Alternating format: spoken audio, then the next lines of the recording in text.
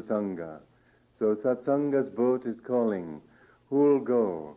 Who will go? If no one else will go, I will go. We have a tendency to borrow our ideas, to borrow our opinions, to borrow our outlook on life from other people. And very few people have the courage to find within themselves that truth which is theirs. Because truth is like a diamond. It has many facets. And if you look at it from one side, it'll be orange, another side red, another side yellow, another side blue. And all of these are valid. They're all parts of the diamond. The colors of the rainbow are contained in the color white. But white is not a color in itself. It's a combination of these colors. None of us can comprise the totality of truth until we unite ourselves with that truth. And therefore, in our lives, we have to accept that our path is a particular path. It can't be all paths. We can't be so broad-minded that we think we can encompass the truth with this little brain. And that's why when I met Master, fortunately, I hadn't met any other saints. I hadn't read any other books. But when I met Master, when I read his book even, Autobiography of a Yogi, I knew that was mine. That was nearly 43 years ago. And in all these years, I haven't for a single moment questioned whether this was my path. Because I knew there are many different ways to the truth, but this is mine. Just as there are many mothers, but your own mother is special. Your own mother is your mother. And you don't have to look around for people who are more motherly to think, well, I'd rather be that mother's child. No, this is your mother. And so we should be with our own path. And we should have that kind of integrity that says, yes, all paths lead to the same goal, but this is mine. And then even among the disciples, they're all, each one of them, different. Yogananda used to say, each finger on my hand is different from all the others. And yet each one is important. Each one plays its own role. And so every disciple has his own talents, his own gift, his own ability to understand. This is a part of the richness of human life.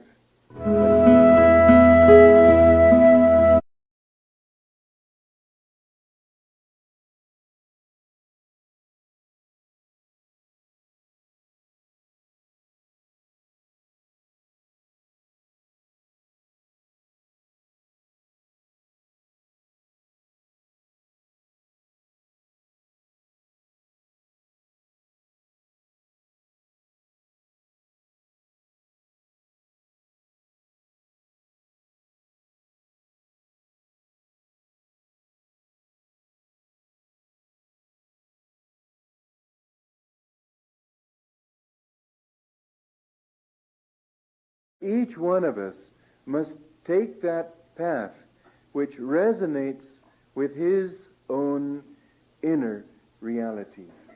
We can't just say because other people tell us this has to be the right way, that way is wrong. We can't say, oh, really, then maybe I should go this way. No, be true to yourself. That's why I tell people that if you, when they ask me, well, is this way the better way? Is that way the better way? Are these disciples of Master better? Are those disciples of Master better? I say, I'm not going to tell you that. Compare. Decide for yourself. If one way resonates more with you, then fine, go that way. If another resonates better with you, then go that way. But be true to your inner understanding and don't allow dogmatism to confuse your mind and to tell you that you have to be true to some outward truth when the only truth that you will ever know is within yourself. Now, one thing that came to my mind today, I was talking about Karma Yoga at the little meeting that I had with you for about 2 minutes this morning. And the subject of the week's classes has been how to develop intuition. And I thought it would be a very interesting thing to put these two together and to speak about how to develop intuition through karma yoga. If we are to do this, we have to understand first what I talked about. We have to understand that each one's karma, each one's dharma, which is your path to truth, is in some way special. Something that you were created with at the very beginning of time, when God brought you into outward manifestation, was individuality. And that person who you were, or that stone that you were, or whatever it was that he first manifested you as, certainly not a human being, that was still you. One thing Yogananda said, interestingly, he said he could remember all the way back to when he was a diamond. Interesting thought. But how many millions of lives do we have to go through to reach this? And each one at all times preserves this individuality. You have a special song to sing in the great symphony of life. You have a special relationship with God that no one else in all eternity, in all this vast infinity of billions and billions of galaxies, can ever have. Only you can love God in your way. Only you can serve God in your way. Only you in all eternity. You have something very special. Now, as we try to grow spiritually, we find that there are three stages that we have to go through. They are the totality of consciousness as we know it. The first level of consciousness is a very sleeping kind of consciousness. It's subconscious. The animals are subconscious. There's a certain amount of intuition in the subconscious level because there is a flow. All sorts of strange things can happen in the subconscious. I had a dream the other night that I was talking about something superficial, geodesic domes. And because I had this dream about geodesic domes, I suddenly remembered that I had lived in a geodesic dome in San Francisco. Well, I never lived in a geodesic dome in San Francisco, but my subconscious didn't mind that historical inaccuracy. It just cheerfully, I even put it right on the street that I had this house, this geodesic dome in, and it happened, in fact, to be across the street from where I lived in San Francisco. But there was total illogic to the whole thing, which in my dream became quite logical because there was a flow. And so when there is a flow, there's a certain amount of intuition. Animals have that, some animals more than others. People who ride horses know that the horse responds very quickly to their thoughts.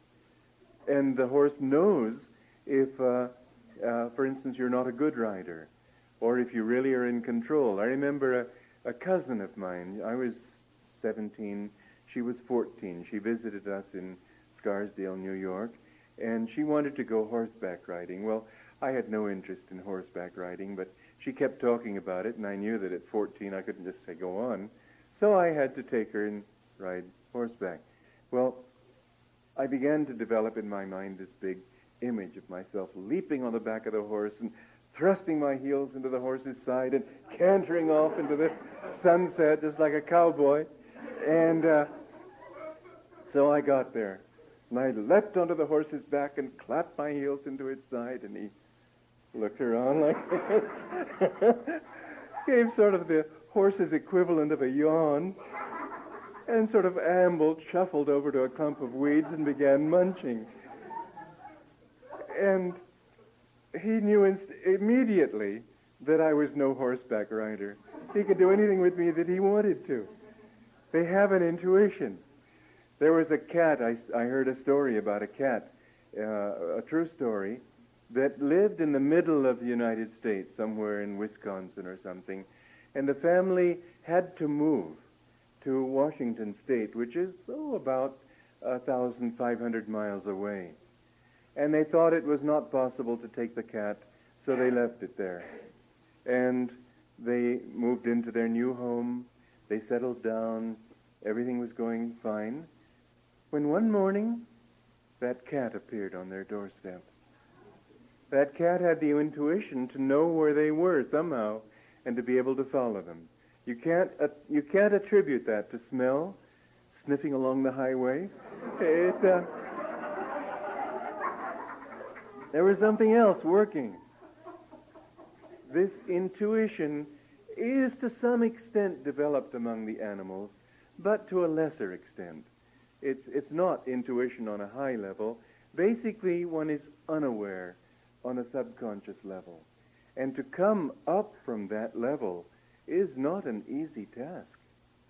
You try to get a dog to learn a few tricks, and he has to work hard before he'll learn them. I remember a dream I had once, many years ago. I dreamed I was flying. I thought, well, this isn't something people do. How come I'm flying? Then I thought, well, maybe I'm dreaming. So I decided to think it through and discover whether or not I was actually asleep. And I reasoned it through very logically and came to the perfectly logical conclusion that I was awake and that I was just doing something unusual. Then, all of a sudden, I woke up. And I was so surprised to see that, in fact, I'd been asleep all the time. Well, this is how we are on a subconscious level, trying to work up to the conscious level, but it's also how we are working on this conscious level to reach up to that higher level of awareness, which is the superconscious level. We have 3 levels of consciousness, and the one that we are on now, I hope, is the conscious level. I hope you're not asleep, in other words. And mankind on this conscious level is ready for the next step, which is to go into the superconscious level of total awareness, that is samadhi, that is ecstasy, that level of consciousness where St. Teresa of Avila said that in that state of ecstasy, the soul knows and understands in an instant things that it would take the conscious mind many years of study to arrive at. On that superconscious level, there is a total knowledge, total awareness. On this level, this is where we find that we're sort of in a no man's land between the subconscious and the superconscious, intuitively speaking, because the conscious mind separates, it analyzes, it sees differences. Where the subconscious mind can easily resolve these differences, the conscious mind sees that you're different from you, you're different from me, the chair is not a human being, grass is not the same thing as glass, and so it analyzes, it separates, it divides. The superconscious mind unites. It sees everything as one. An interesting problem, which I'd like to touch on in a bit, is that on the conscious level, because we see differences, we see problems. We see here is this situation, but it doesn't relate to anything else, and therefore what can we do with it? But on the superconscious level, you see the problem and the solution as one. There is no problem because it's all together. You see how this relates to this. You see how there's a flow in life that works beautifully. And so, in the superconscious way of thinking, you never find saints. I've often thought of that statue of Rodin, the thinker. He's sitting there like this. Well, apart from looking as if he had a stomach ache, he definitely is not thinking superconsciously. Because the conscious mind, being aware of problems, weighs the mind down. That's why he's like this. He's heavy. A superconscious mind would look up and would know. Now, to reach the superconscious level is the problem we are presented with on the spiritual path. We're tired of all the involvements that lead nowhere. We're tired of all the hopes and expectations that give us nothing but disappointment or some sort of fleeting little fulfillment like clouds suddenly vanishing in the sky. We're tired of a life that is so uncertain, so full of tragedies, so full of difficulties, and we don't seem to have any answers for them. And even when we think we might have an answer, we're never sure. Or when we think, at last I understand. Monday's understanding is Tuesday's forgetfulness. You think you've got the answer. Now at last I know. Tuesday, what was that answer I had? Isn't it like that? That's the way the mind works. That's why I feel that even though psychiatry is good for some people and it helps them up to a certain level, it's not the last answer, because it keeps giving you answers on the level of the senses, on the level of the conscious mind. And you may feel all full of understanding, and then suddenly you don't have any. What was it you read? What was that book? What was that wonderful quote? What was that inspiration? It's all so evanescent. You can't remember from 1 minute to the next what you were thinking 1 minute ago. What were you thinking? Little thoughts that flicker through your mind. You start to say something, and then somebody else says something, and you think, what was I going to say? I can't remember.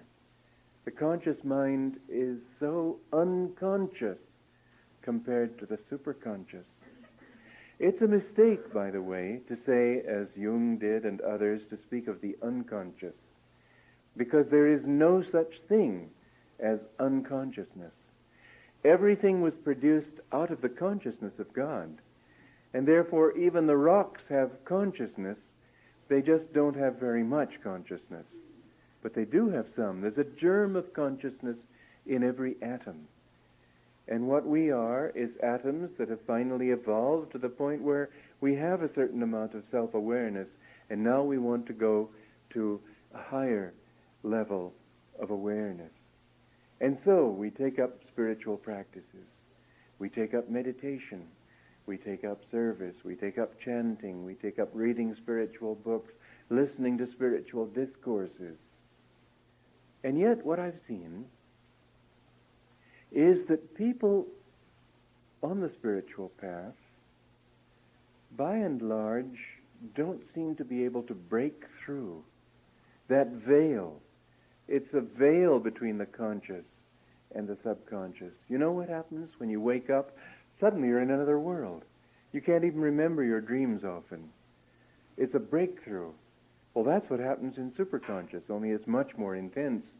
That when you go into that state, you look back on this state, which we call wakefulness, and call it sleep. And that's why saints in all religions have talked of waking up in God, or being asleep in delusion. And this task of breaking through from the conscious to the superconscious is something that most people don't have. I've observed something in countries like India, where there's a lot of illiteracy, that most people who are not literate have sort of a dull look in their eyes.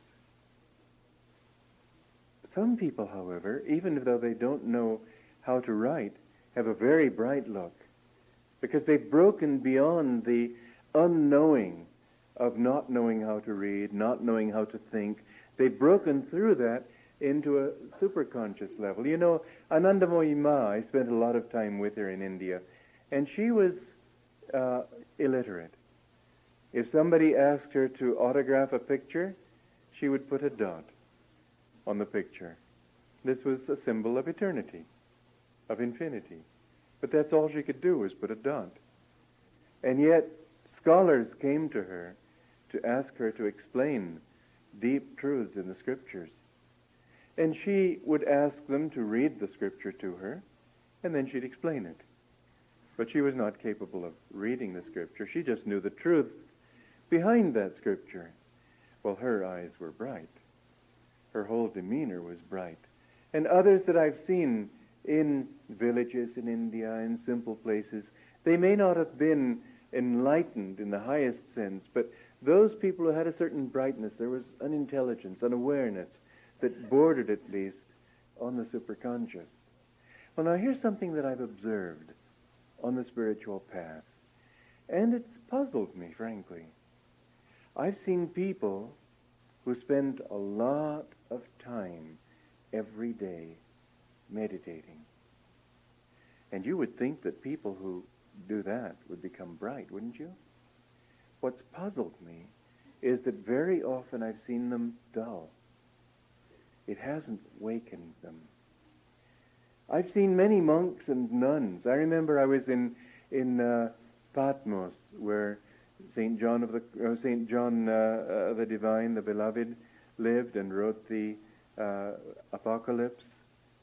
And Rosanna and I were there some years ago. Wonderful place, wonderful vibrations. We were leaving, and there was a French couple waiting to get on the boat with us, on the ship, to take us back to Athens. And this woman was saying that she had had a talk with these nuns, and she said, "Oh, what peace." And I said, I talked with some of the monks, and I didn't find any peace at all. And she said, "Well, now that you mention it, nor did I." It was an expectation. She thought she should feel peace, so she felt peace. But I have to say, I've seen a lot of monks walking around, nuns walking around Assisi. Every now and then you see sort of a jolly fellow. I've seen very few people with real light, but most of them look duller than some people who aren't even on the spiritual path. And I ask myself, why? And I realize that there's this ceiling. And for many years they've been bumping against that ceiling, and they get sort of discouraged. And they've lost that initial enthusiasm, and their life of prayer, or unfortunately, people's life of meditation too, doesn't bring them into the light. The Bhagavad Gita says that out of 1,000, one seeks God. And out of thousands who seek him, one knows him. So we have to understand that we're a complete being, and we have to bring our total reality into this spiritual effort, not just one little aspect of that reality. Scientists, for example, who presume to understand the universe by logic alone, their presumption is that the universe is ruled by logic. Can logic create a poem? Can logic create a symphony? Can logic even bring a scientist a scientific discovery? The answer to all those questions, and not less the last one, is no. Scientists themselves have, Einstein spoke of a sense of mystical wonder and awe, that there is an intuition that the scientist had. Einstein made his discovery when he was a very young man of the law of relativity. Then he took many years using logic to explain it to other people. But his insight was intuitive. The great discoveries of science have all been intuitive. They have not followed a logical process. Or sometimes there's been a logical process that takes them from A to B to C, and then suddenly there's a leap from C to Q. And then they try to explain it logically because they believe in logic. But even if they think on that level, our capacity to understand is severely restricted if we depend only on the brain. You have the capacity to love. Does that mean you created that capacity? Certainly not. The fact that anything in the universe can manifest anything indicates that it was potentially so from the beginning of time. The universe had the potential to create you. The universe had the potential, therefore, to create your ability to love. The universe, which has made it possible for you to love, has a vast and infinite love that you are only expressing a little part of.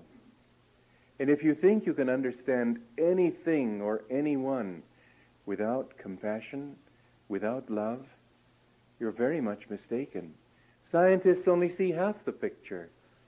We have to combine everything that we are if we are really to understand what life is all about, what truth is. God is just as much love as he is wisdom, just as much joy as he is power. And we need to understand the sweetness of God. As Saint Jean Vianney, the curé d'Ars in France, said, if you knew how much God loves you, you would die for joy. That kind of love that God has for us, we can't grasp with the intellect. We can grasp with the heart to some extent. We can grasp wholly with the soul. And so it is that we need to have a complete approach to God, not just one-sided, not just meditation, not just work, not just one thing or another. We need to have a complete path, and that is the path of Raja Yoga. And here's another thing that I have seen, and Master taught this.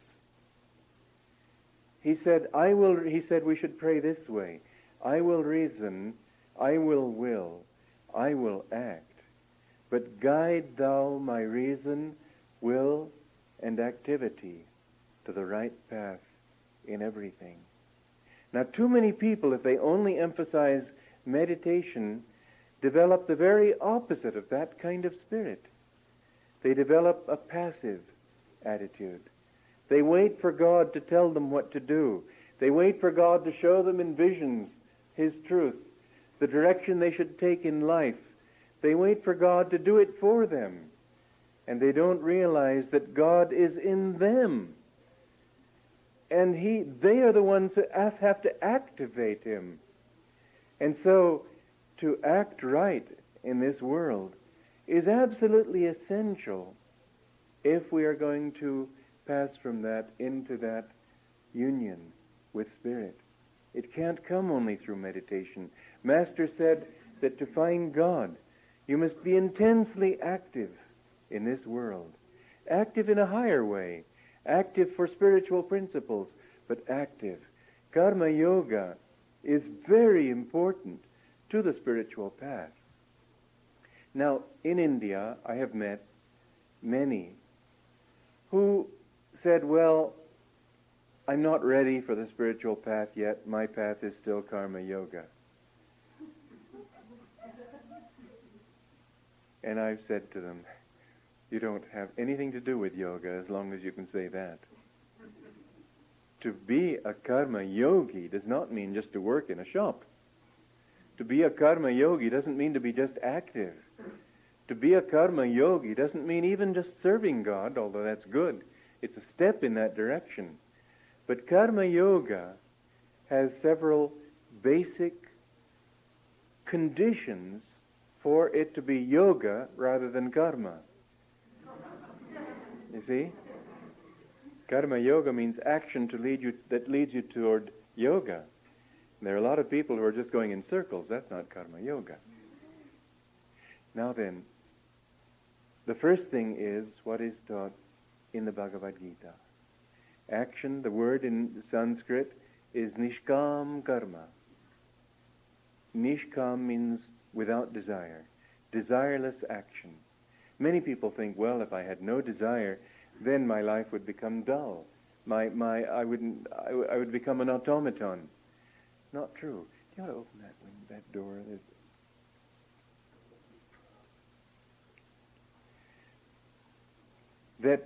When people are desireless, it doesn't mean indifferent.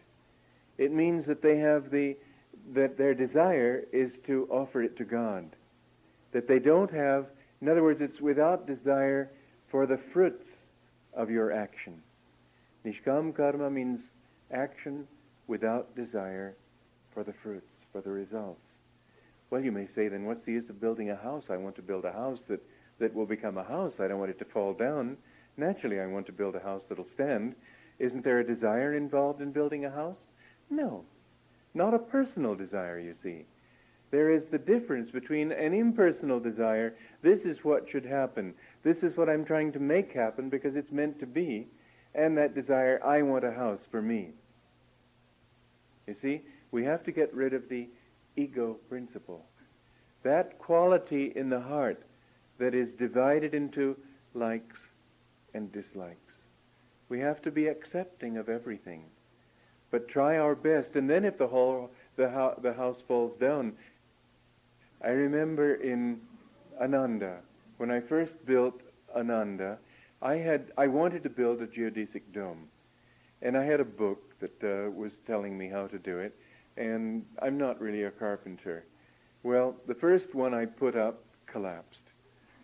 So I thought, okay, I'll build it again. I built it stronger, and it collapsed. Because I hadn't anchored it, a wind came and sort of picked it. Then I built it even very strong. And I came back from San Francisco to find this house draped gracefully over the bushes and the trees. And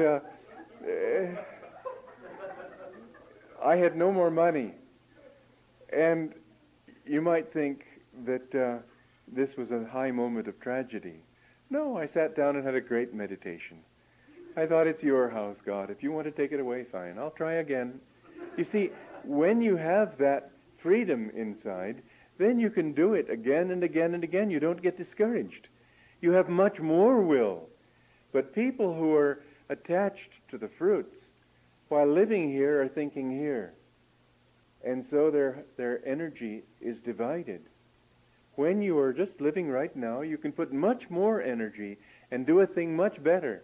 I read an analysis, a study of people who achieved great success in life. And not one of them was attached to his success. They had done their best because it was a good thing to do. But people who fail are much more likely to be people who are attached to making something happen. When you're free inside, you can do much better. So, nishkam karma. Now, there are two other attitudes that come into play here. First of all, the feeling of absolute freedom. And then the understanding that God can act through you, that it's His power that you can use. Because when the ego gets out of the picture, then comes the thought, where does my power come from? Where do my inspirations come from? Where does my guidance come from? And then you discover, bit by bit, that actually you are only a channel for a higher kind of energy.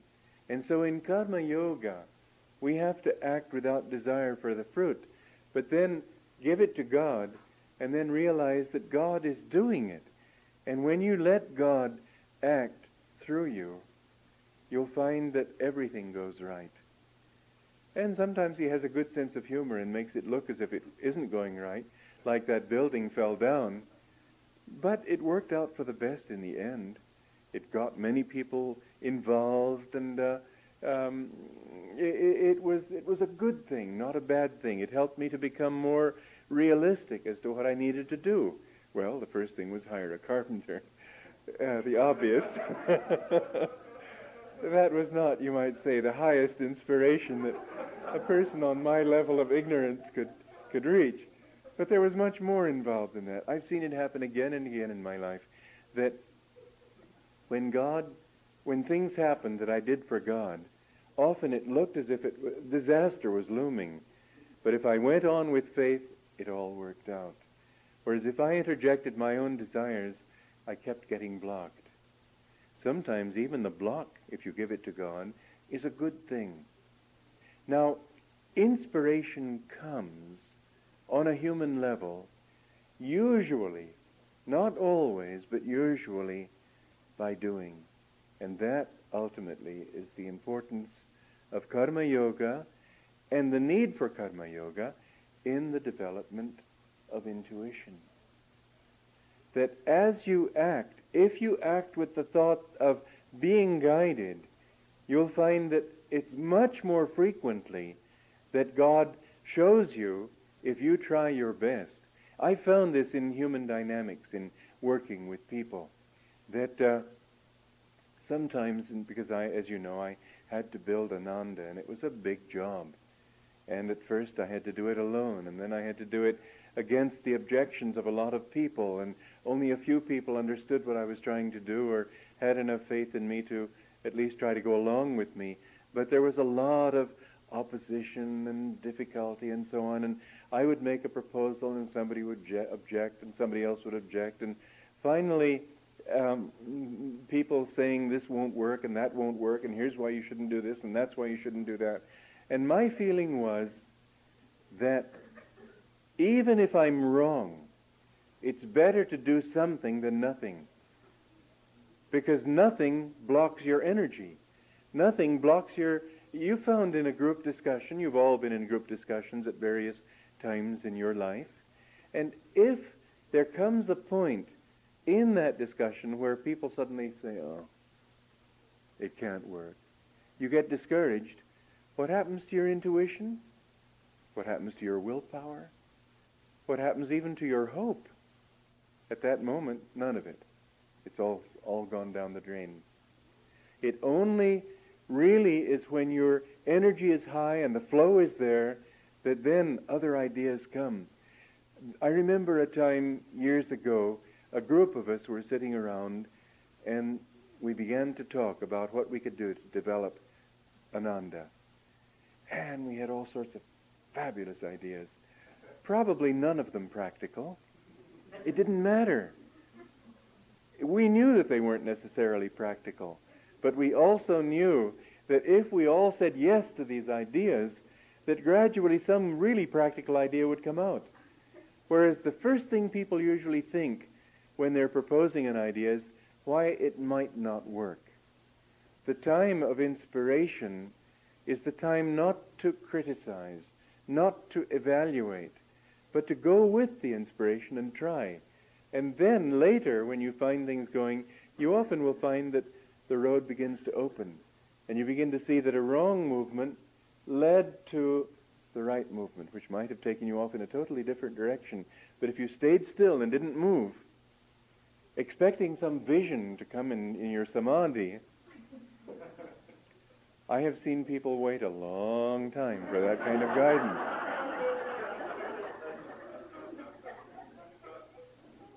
This is, in fact, a very interesting thing that they have discovered in talking about the creative process with composers, for example. That these composers felt that God had inspired them. But they didn't sit there waiting for God to inspire them. They put their will into it, and in the actual willing was when the inspiration came. There's a wonderful story about Paramahansa Yogananda, who one time was asked, is it possible for creative inspiration to be brought under the control of your will? He said, yes.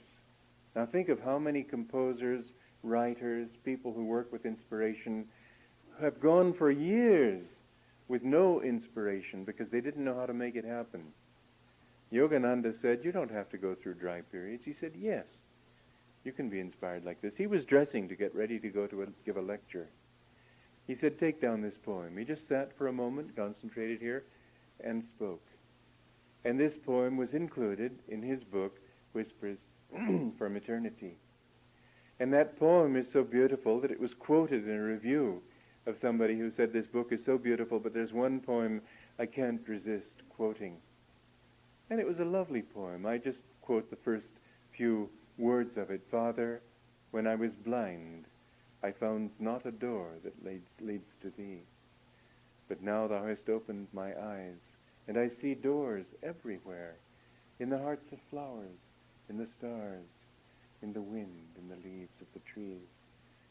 Doors are everywhere, once his consciousness has come to you. But when we are blind, when we are unawake, and therefore unaware, we don't see him anywhere. If you are dancing in a room that's fully lit, and you have your eyes closed, is it the fault of the electricians that the wires aren't working? If you hit your legs on the furniture and hurt yourself, you have to open your eyes. If people suffer in life It's because they haven't understood yet. They haven't seen that God is everywhere, the truth is everywhere. And so, Master said that, yes, you can have this under the control of your will. But what was different between the way he did it and the way many people try to do it, try to find their guidance, try to have answers? He didn't sit there and wait for God to give it to him. He said, all right, here it is, and asked God to work through him. Now, this is the importance of karma yoga in the path toward superconsciousness, that we have to act as instruments of God, and in that action we begin to understand how the superconscious works. Because you see, the conscious mind is problem-oriented. The superconscious mind is solution-oriented. And when you're working and when you're trying, you are becoming solution-oriented. And in the process of becoming conscious on a solution level, thinking what I can do rather than why I can't do it, you begin to attune yourself automatically to the flow of the superconscious. And that, plus your meditation, brings you into samadhi, brings you into ecstasy. Don't think you'll get it only by meditation. Very few people are at that level. They have to work also, but they have to work in a divine way. And when they do, that superconscious begins to flow through them. Think in life, I can, and then think how you can. Think, I will, and then think how it's possible. But don't let that no-saying habit of the mind intrude itself. Don't say yes, but. How many times in Italy I've seen people, I've given them answers, they've asked me to advise them, I've suggested something, yes, but. Ma è difficile.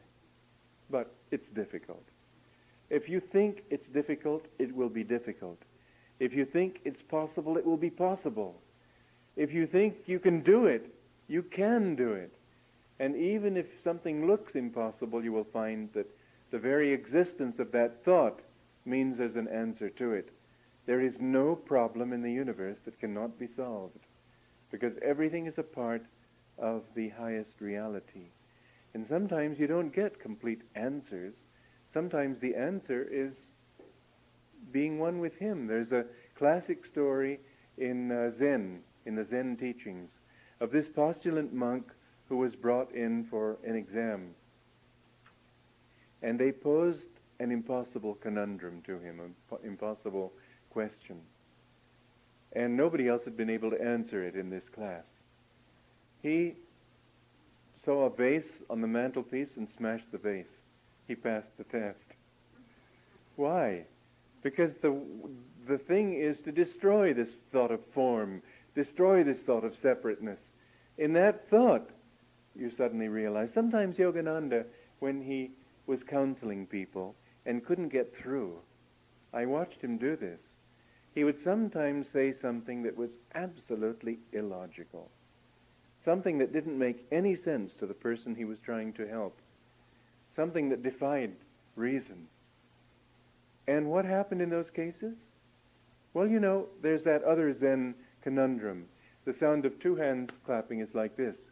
What is the sound of one hand clapping? There's no answer. And so you stop thinking. And when you stop thinking, you're lifted to a higher level. You see? And when Yogananda found that people were sort of stunned because he'd posed some seemingly irrational puzzle, they suddenly stopped thinking, and then he was able to say what he wanted to, and they were open.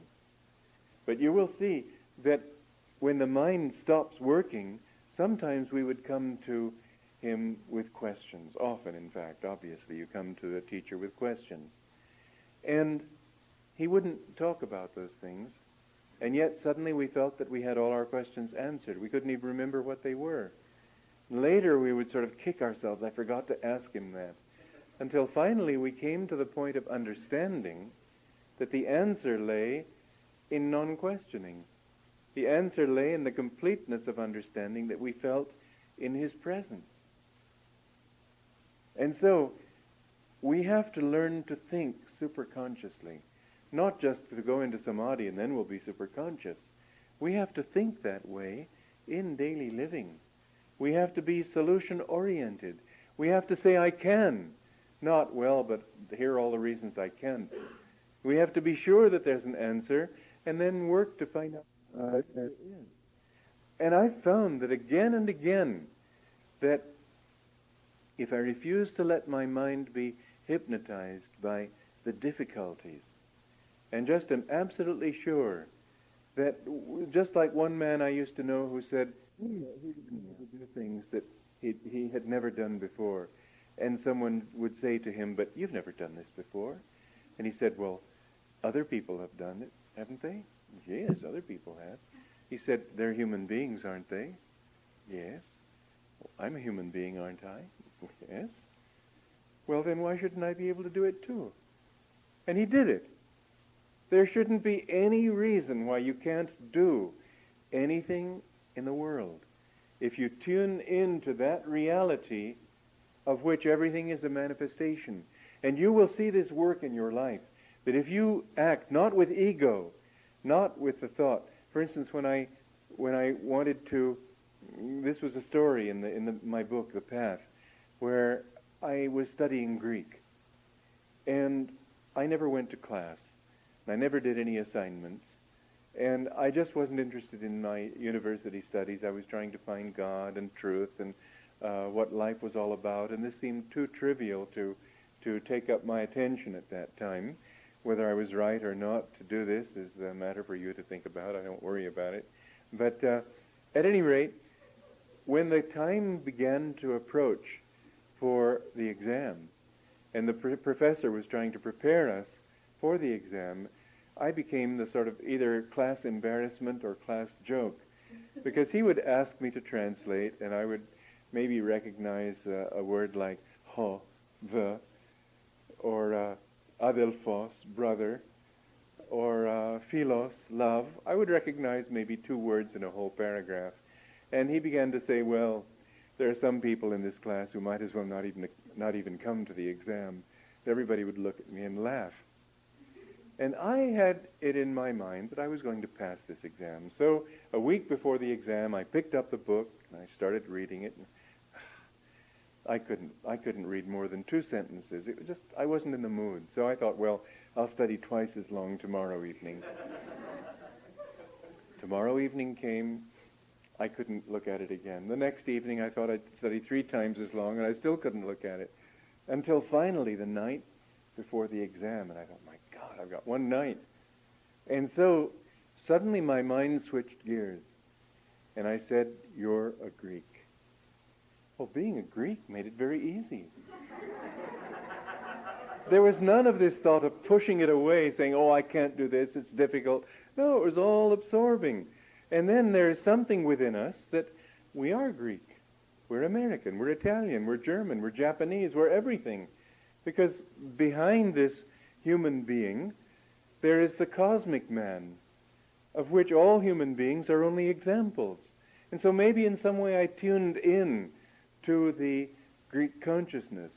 Whatever it was, the exam the next day was a difficult exam. Only 2 people passed it, but I was one of them. And I don't think it was a matter of some special talent of mine. It was something that I did.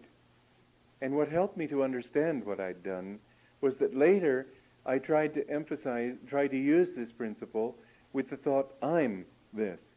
And as soon as I thought, I am this, I couldn't do anything. What I had done that made that right was say, I'm a Greek, not I'm a Greek. You see, we have to get the ego out of the way, but tune into what we want to do. So to boast and say, I can do anything, is an obstruction to success. That's why in Karma Yoga, it says, get rid of the thought of I. Let God work through you. But then as you let him work through you, you see, our minds are used to working outwardly.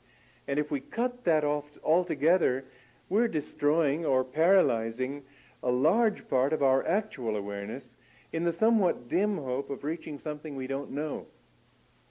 Most people reach a ceiling and can't get higher, and that's why you see these dull-eyed monks and people on the spiritual path who don't seem to have reached anywhere. But if you combine these two and use that spiritual principle in your karma yoga, if you say I can, but not in the sense of I, but it can be done, and therefore why shouldn't God use me if I'm willing? If you have that attitude, then you will find that not only are the things you do successful, but much more than that, you begin to work in that kind of superconscious way that is the way of thinking of the saints. It's the way that the saints work in their lives. They have a cosmic courage. They attempt the impossible because they know that they can't do anything, but God can do everything. And how can saints perform miracles? Because they know this truth. Not because they presume. One thing that we need to understand in developing faith is that we should exercise faith only one step beyond our actual experience of life. For somebody to jump off a building and say, God will protect me, well, he won't.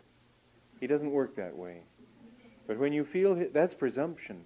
But when you feel his guidance, then you'll be amazed at how much things you can accomplish. And bit by bit, as you grow in your own awareness, then you will find that helps your meditation, and your meditation helps your work.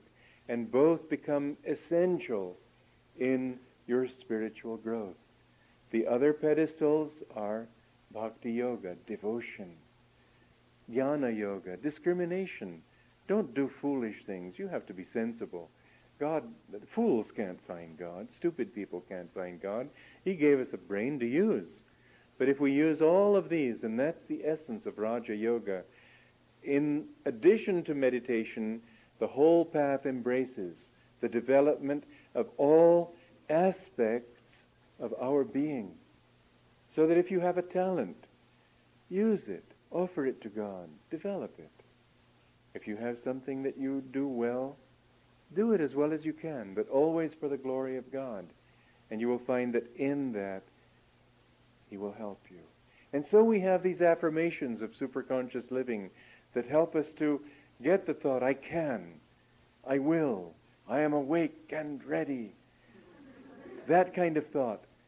I remember one time I saw Master coming out of his quarters, and he looked at me and he said, how are you? I was feeling sort of like this. And I said, well, he said, that's good.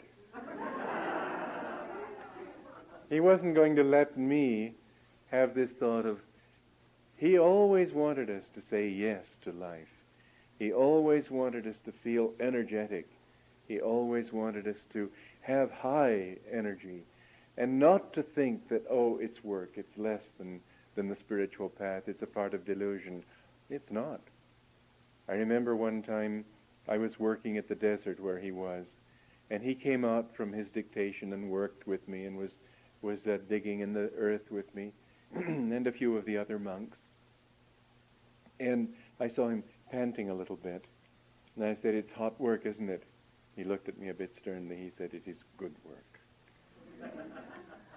Work is a part of meditation. One monk came, lived there for a while, and left. All he had done was rake leaves, and he left saying, I didn't come here to rake leaves. He didn't understand. You don't rake leaves. You do something for God, and nothing is more important or less important. Some people think that the important thing on the spiritual path is to lecture, teach. You can be more a saint if God wants you just to be a gardener. You can be more a saint pulling weeds. It doesn't matter what you do. Nothing is more important or less important in God's eyes. But that you live for God, and that you do your best always, that you say yes to life and avoid, strictly keep out of your mind this thought that says, no, I can't, it's wrong, it's impossible. You see, that paralyzes the mind. Inspiration won't come.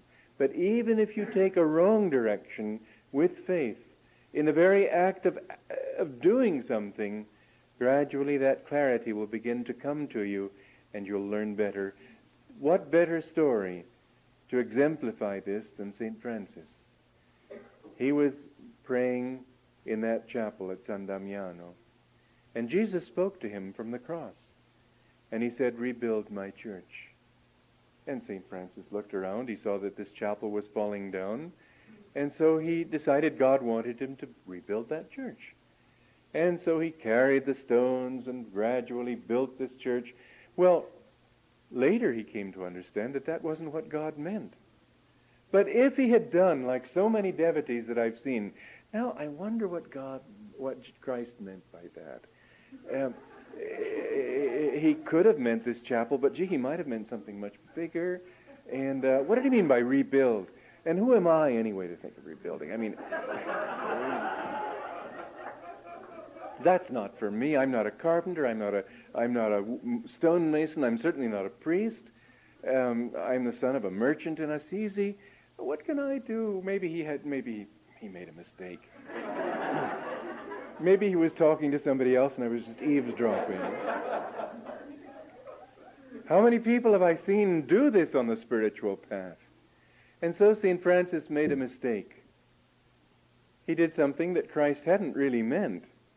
Well, Christ didn't come in and stop him even, because he knew that doing what he could with his present level of understanding would develop his understanding to the point where he could inspire him with more. St. Francis was not ready for that bigger mission. This work made him ready. And so a mistake in life may be the necessary step to a greater vision, a truer understanding. All of this is why Karma Yoga is essential. And without Karma Yoga, there isn't even Raja Yoga. Raja Yoga, unless you're already very highly advanced, won't get you there unless you understand that Raja Yoga includes, within the framework of meditation, all these other aspects. So live for God. It doesn't matter what you do. It's for God anyway, but he doesn't let you see that until you develop that consciousness. Whatever it might be, do it for him. Wherever you live, live for him. And always think, he's doing it through me. He's inspiring me. It's his force that I'm using, and I'm not attached. Not only do I not do it myself, he's doing it, but I'm not expecting anything from it except that I please him. When you die, where will be the buildings that you have built? The books that you've written? The meals that you've cooked? The family that you've raised? The clothes that you've worn? All these things that you define your life by, where will they be? They're not important, except insofar as they help you to understand who you really are. And Karma Yoga is a means not of self-affirmation. Karma Yoga is a means of self-expansion, self-merging, offering into the infinite consciousness. So that when you go, you don't have to think about all the things you've done, but you know that you've offered your energy to him, and you soar upward in him with your last breath of life. Joy to you.